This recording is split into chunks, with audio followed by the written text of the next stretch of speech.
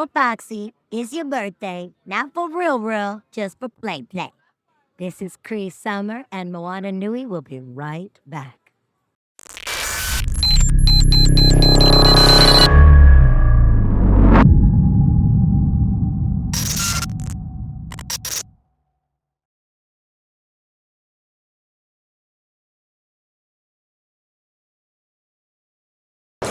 Aloha everyone, this is Moana with the Moana Nui podcast. Today we are joined by our friends Mike and Miles with M2 P2. And here at San Diego, you know, being a vendor, being an exhibitor is something that not a lot of people understand the grind of what it takes to be here.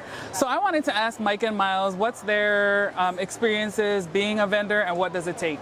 So I see it from a very different perspective than many people do, because Miles and I own this company, so we have our own booth here, which is a 10 by 30 booth. But I've been doing cons since '99 and been designing and building booths. Typically, I run anywhere between 14 to 18 booths at a show. Here we have, I think, 16 booths this year. Typically, you would have seen me at the Marvel booth. That's really how well I'm known. Yes. As of this year, I'm not working with Marvel anymore. I'm not their agency. We decided to go into two different designs and of direction. So I decided to, you know, branch off and take some new clients. But Miles and I, we've been on the road doing booths for about a year. We just launched our product a year ago. We're a dietary supplement company for energy. And they're like, why are you at Comic-Con? We're at Comic-Con because everybody needs energy. Yes. When you walk in the door, people think that this just magically happens. And we're here from Saturday until Wednesday at 5:30 building. And then we run the show and then we have to tear it down. So you can't live on just coffee. You know, you need to have some energy to get you through. So we create a product that gives you energy. But beyond that, when you are at a show and you're an exhibitor, it really becomes about what do the fans want? What does the audience want? Mm-hmm. So Miles and I try to tailor every show that we do differently. So like Comic-Con, we're gonna talk, we have like a superhero match game that we're doing, and to try and engage people, we're giving away a Nintendo Switch. But then in 2 weeks, we're going to be at Fit Expo in Anaheim, where it's a completely different dynamic, because it's all about fitness and working out, and I mean, ladies look. So, you know, it's all about fitness and working out. So what happens here is we have to kind of adjust and pivot. And our spiel that we talk about, adjust and pivot. So, I mean, Miles, what do you think about it? Well, it's nice to have at Comic-Con, we have such a huge cross-section of people to talk to and engage, because it's literally everybody and anybody who comes. Last year was my first time coming to San Diego Comic-Con. I'd really never been to a large convention before, so it was a real eye-opener to see like what the demographics actually are, and it's all encompassing. There's everybody here. It's not just one person. Anybody's interests are here. So it's really exciting to talk to such a diverse group, and then pivoting to like the fitness, it'll be interesting to have a more tailored audience towards like the fitness, active lifestyle. Yeah, so I like that you talked about that, because fitness and active lifestyle I think is crucial to coming and being a part of conventions. What does your fitness routine look like when you're like gearing up for a show? Okay, when you're gearing up for a show and when you're at a show are completely different. Let me just point blank that. I have not seen the inside of the gym in like 5 weeks, because literally I have, like I said, like 16 or 18 clients or something on average here. Plus I'm planning for D23, which is a week, and for Fit Expo, and for New York Comic Con already. Because I own not just this, but I also own Promo 360, which is a marketing agency that does these events. And then I own a jewelry company here as well, What's Your Passion Jewelry. So I'm running 3 companies. Miles is running this company with me. We co-own it.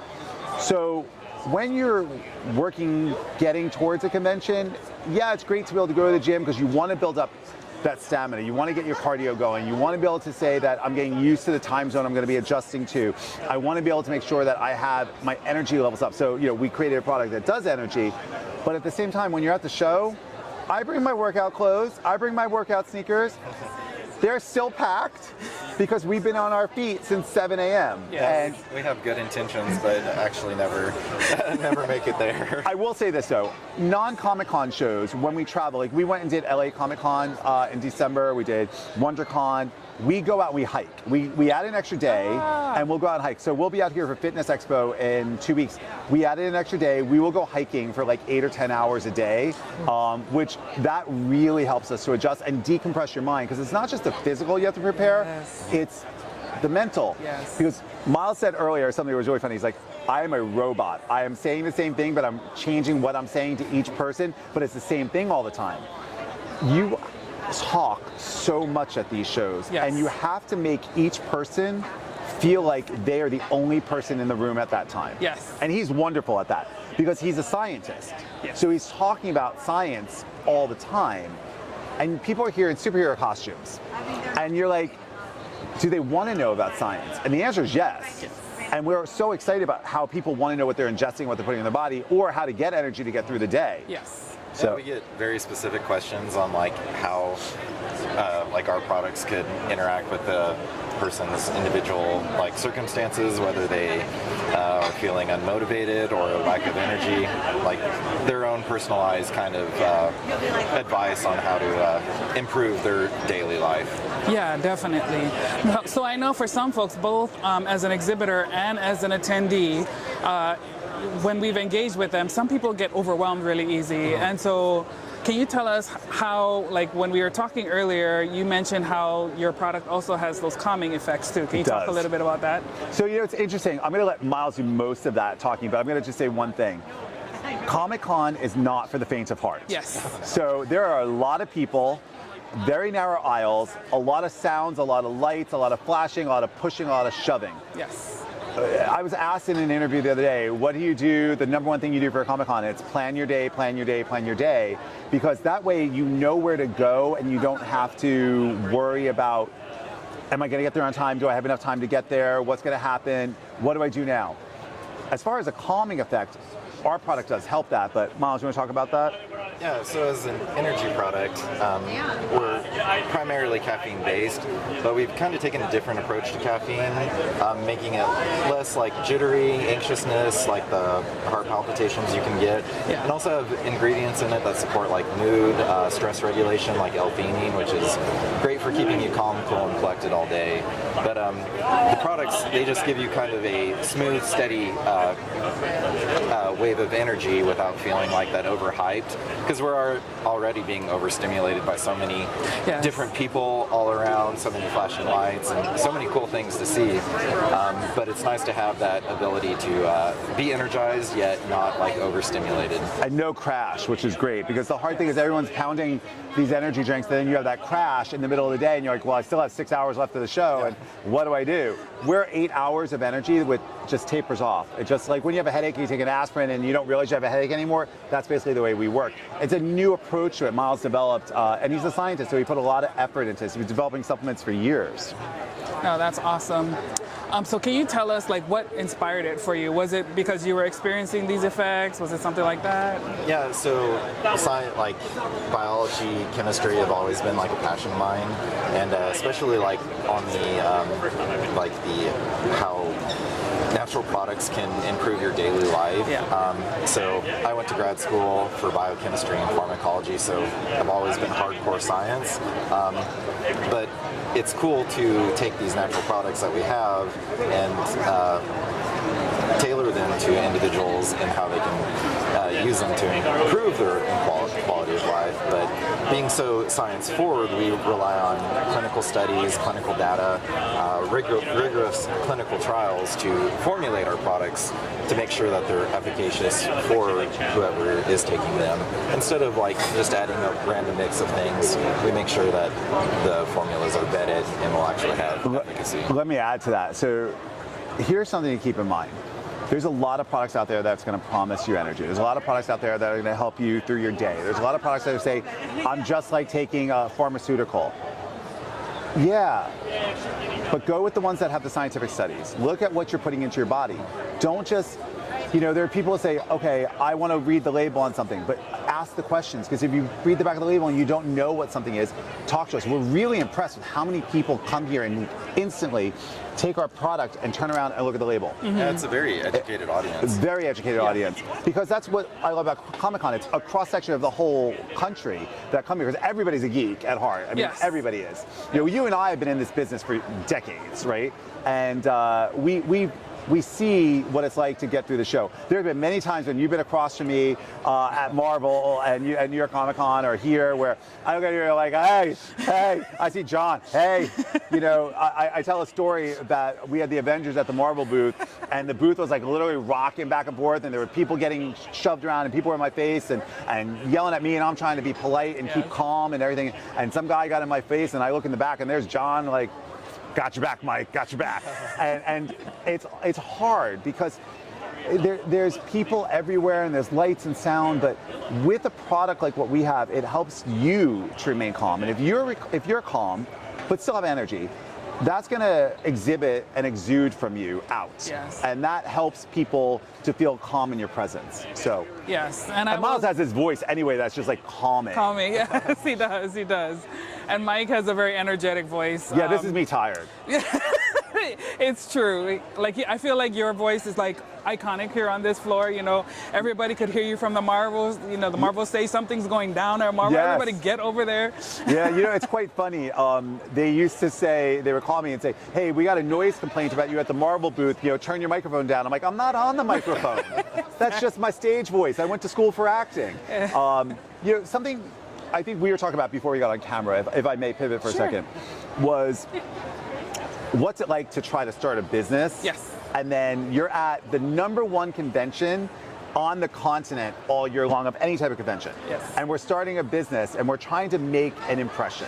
How do we fight the cacophony of chaos that's out there? Yes. Because there's lights and sound and people everywhere. How do you make that impression? How do you make that? And that, I think, is important for people who want to start a business, or like you being a writer and artist and having your products out there. How do you do? Because I remember when you started. I remember what it's like. It's not easy. Yeah. I'm lucky. I own a lot of this stuff behind us, the video walls and the panel. So I own it. So I instantly, this would be a $120,000 booth and it costs us like $10,000, right?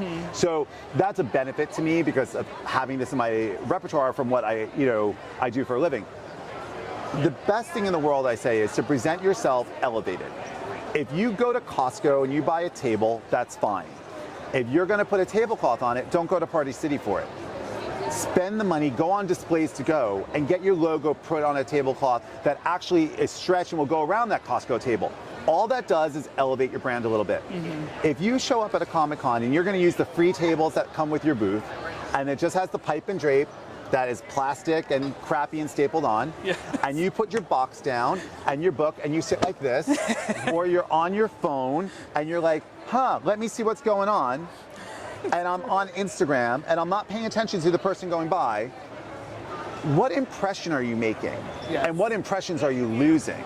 So my suggestion to somebody who's looking to start at Comic-Con, or even like us a year into it, but although this is our first time at San Diego, is elevate yourself. Yeah. I don't care if you're selling, and there's a booth here, pardon me ladies, there's a booth selling bag of dicks. I'm not kidding you. But they're an elevated booth. I did their booth. They came to me and said, create a gorgeous booth for us, and we did. The more you look streamlined, cleaned, put together, wiped down, everything in its place, and then you're keeping yourself up, your eyes up, your chin up, and you're smiling, that's going to help you engage. I can't tell you how many times people walk by and we don't think they're our customer and they stop and they buy. And it's quite interesting to see that. But why do we get that? Because we look at them when we talk to them. We say, hi, how's your con going? He asks everybody, what did you see that's interesting? Yeah. Because we don't get to walk the show. I do. He doesn't get to walk the show floor. But if you go to like Artist Alley, I see so many people in Artist Alley that they just sit back in their chair. They're like this. Some are sleeping. Why do I want to come engage you? I feel like I'm bothering you. Yeah. So fair. So I'm glad that you brought that up, because I think a lot of creatives who are here on the show floor are naturally introverts, right? And I think comics in itself as a genre attracts those. So for creators who are introverts, like, do you have any advice for like how to have more energy, be more engaging to the audience? First of all, I mean, take our product. Our product works. It will give you energy. I mean, John's like, yes, it works. Here's what I would suggest. If you're an introvert, leave the introversion in your hotel room. The minute you close your hotel door and you put your do not disturb on your door and you walk down that hallway, you're an actor. And my opinion is, if you can see the audience, so from being an actor, if we were peeking behind the curtain and we can see the audience, that means the audience can see you. So the way I say it is, the minute you leave your hotel door, you are on. You don't know who you're in the elevator with. You don't know who you're in line next to getting food in the morning. When you're walking in the door, if you could be in a bad mood or whatever, person to talk about somebody, don't, because you don't know who's listening. So be an actor. If you're an introvert, find it in yourself to find how your extrovert is. Now, people think that I am the most extroverted person out there. The reality is, I sit home, normally with Miles or his partner Dustin. We sit home by ourselves, or we'll play Uno or something.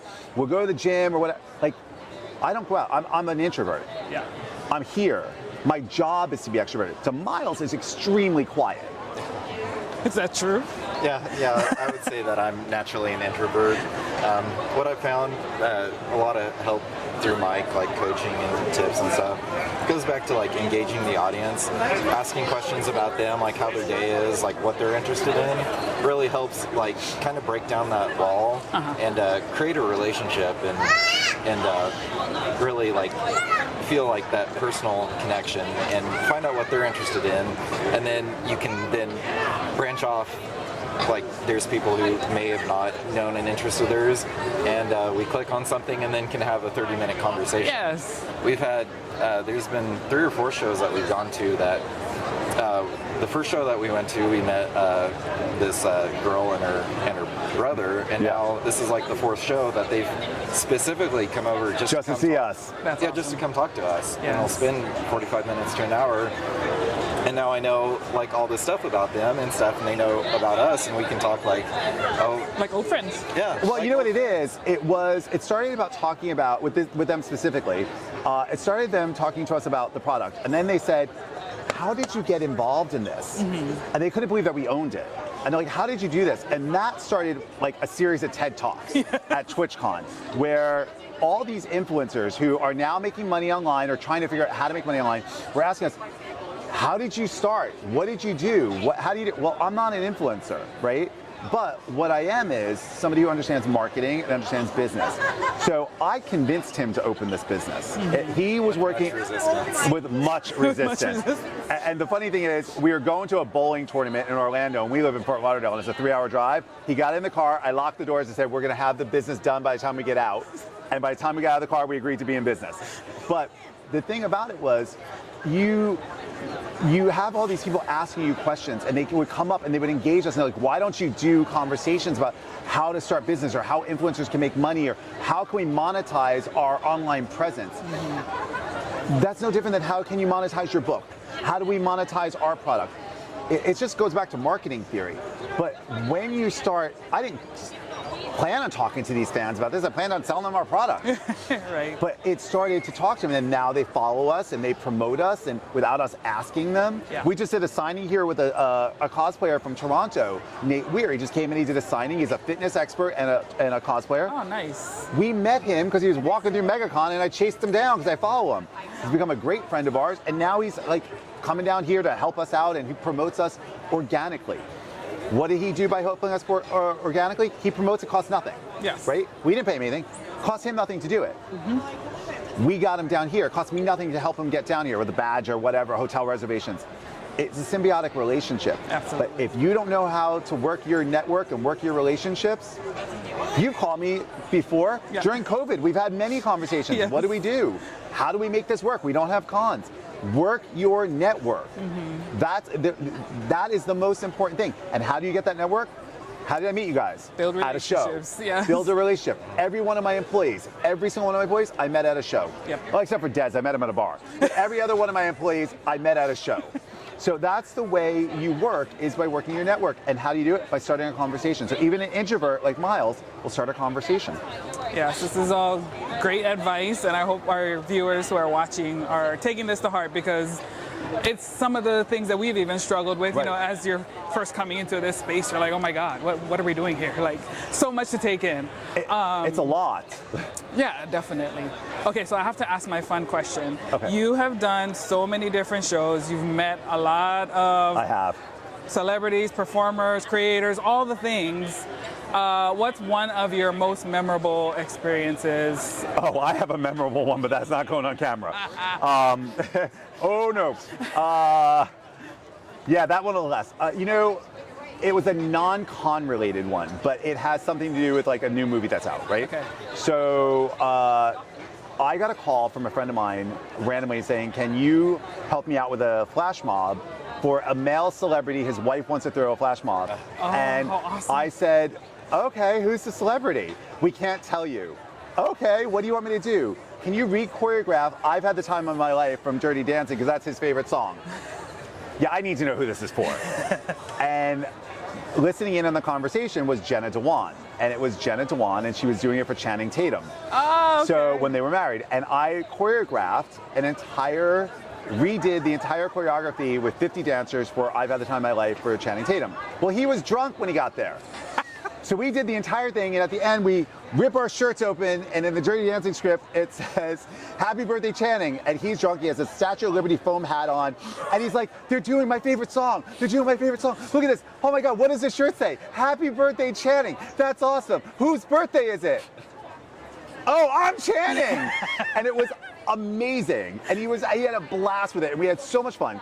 So I'm laying on my couch a couple of months later, watching football, which is unusual for me because I don't like football, but the remote was far. And I get this call, and I don't know the number, and it's, hey, it's Chan. I go, Chan who?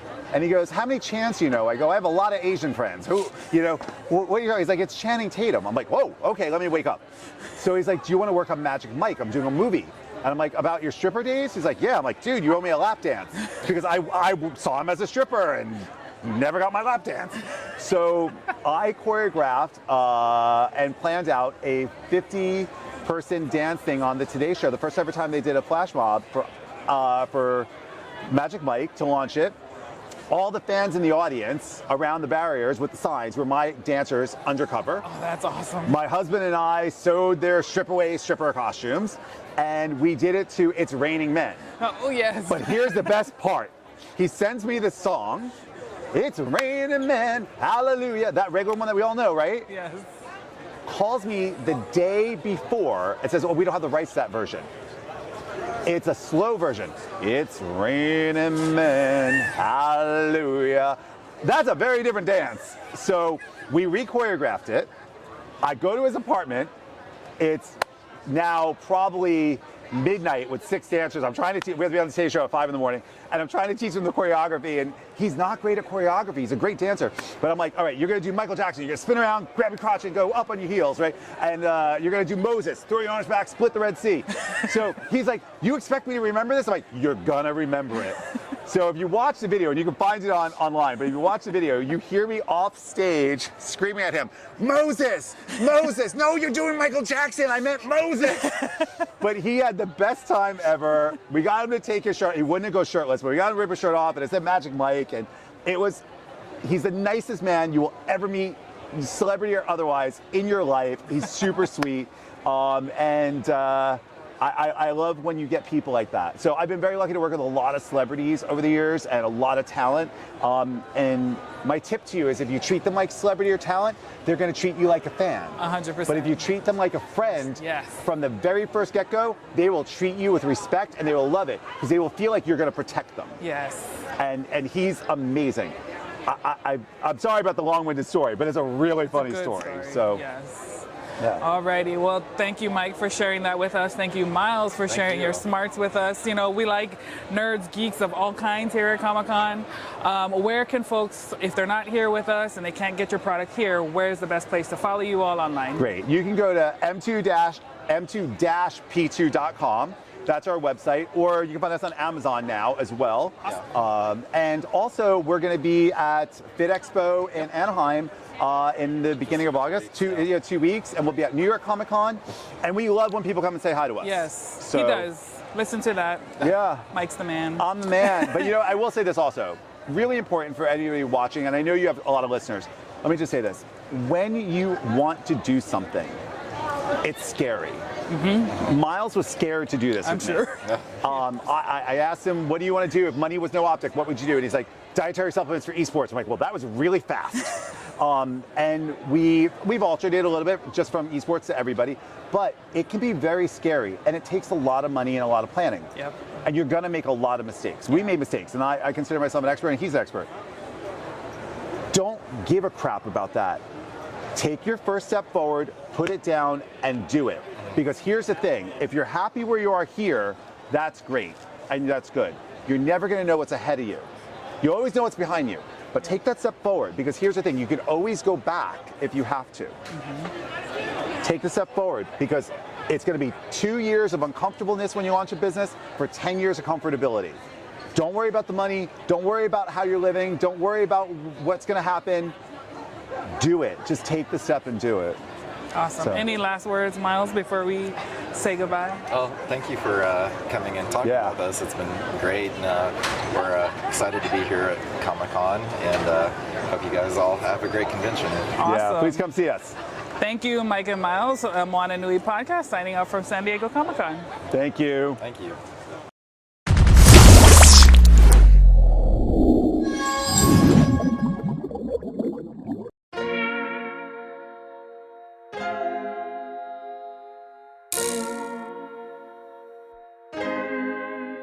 So many stories left to tell, even if we have to ourselves. Can't keep history on the shelf. If they won't tell it, we will. If this the land of the free, it was a freedom then, when they annexed Hawaii and called it Cedar Lands, without any type of payment and no signing off. Called themselves the Republic in 1894. 1.2 million acres overtaken from the native Hawaiians. When they resisted, the West retaliated in violence and erasure. The Hawaiian language is banned as part of colonialism's plan to expand, yeah. Stuck between a rock and a hard place. Multiple bombings of Kaho'olawe as a part of their ongoing war with Asia. Used it as a place for target practice. No consent or compensation. Colonizers call for annexation. No regard for all the locals. School will never let you know. So many stories left to tell, even if we have to ourselves. Can't keep history on the shelf. If they won't tell it, we will. Too many stories left to tell, even if we have to ourselves. Can't keep history on the shelf. If they won't tell it, we will. We will. So if we put Hawaii into perspective, well, Black and Asian history is interconnected. Considering the fight with the Pacific, then of course versus Asia, they was treated as a middleman for war, but didn't let the Western colorism run its course. Cause dark skin was a sign of dignity to core. The land was taken in the name of capitalism, when prior to it was an actual kingdom. Clap back at the system. Stuck between a rock and a hard place. Multiple bombings of Kaho'olawe as a part of their ongoing war with Asia. Used it as a place for target practice. No consent or compensation. Colonizers call for annexation. No regard for all the locals. School will never let you know. So many stories left to tell, even if we have to ourselves. Can't keep history on the shelf. If they won't tell it, we will. Too many stories left to tell, even if we have to ourselves. Can't keep history on the shelf. If they won't tell it, we will. So many stories left to tell, even if we have to ourselves. Can't keep history on the shelf. If they won't tell it, we will. Too many stories left to tell, even if we have to ourselves. Can't keep history on the shelf. If they won't tell it, we will. We will.